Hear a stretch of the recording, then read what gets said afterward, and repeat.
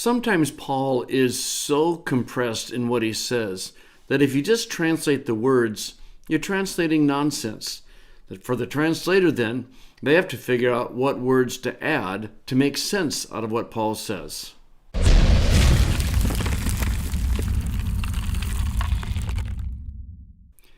In Romans 10, Paul basically has his version of the Great Commission.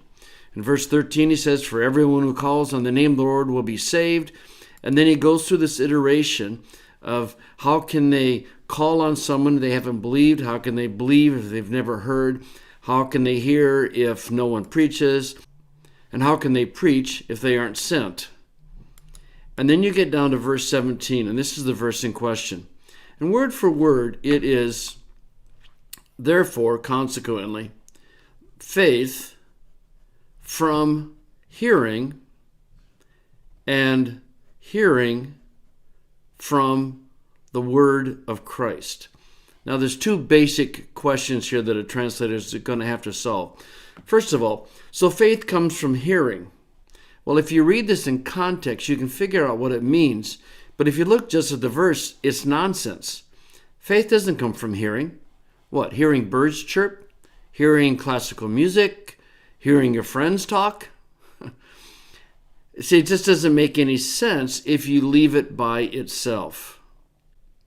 And then the second question that a translator has to deal with is the word of Christ. What's that?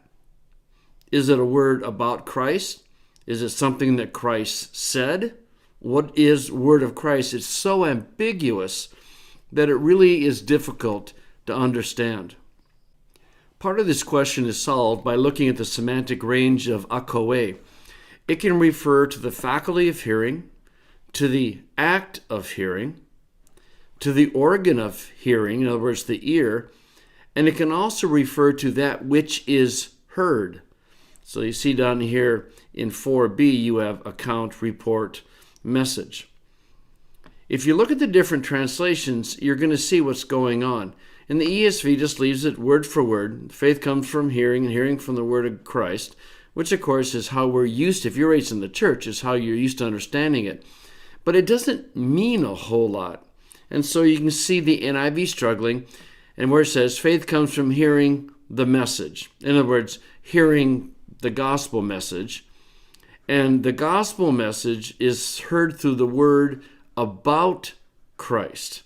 You know, with many of these genitive constructions, you either have a subjective or an objective genitive.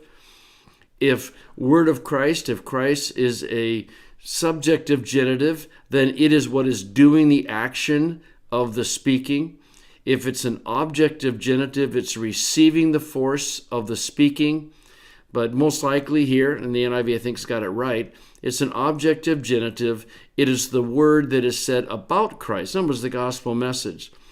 So the NIV has supplied a direct object, and it's defined the awkward of as being about Christ. Both legitimate translations. If you look at some of the other translations, the NASB, so faith comes from hearing, and hearing by the word of Christ. So they leave it, as you would expect, ambiguous. ESV we've looked at.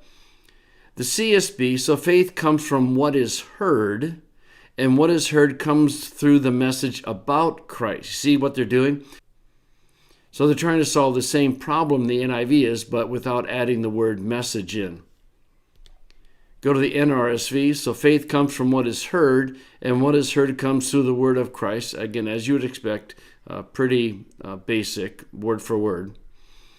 The Net Bible, consequently, faith comes from what is heard, and what is heard comes through the preached word of Christ.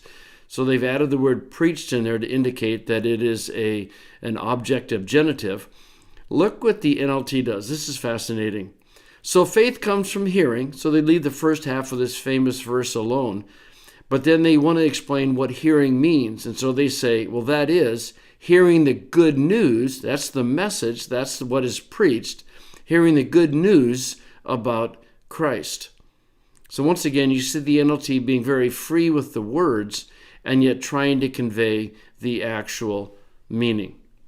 So again, this is a great illustration of the kind of complexities there is in translations and translations will differ depending upon their philosophy. Some will err on the simple word-for-word translation as much as possible, even if it is confusing or misleading. Others will try to explain the authorial intent a little clearer, and hence why we have different translations.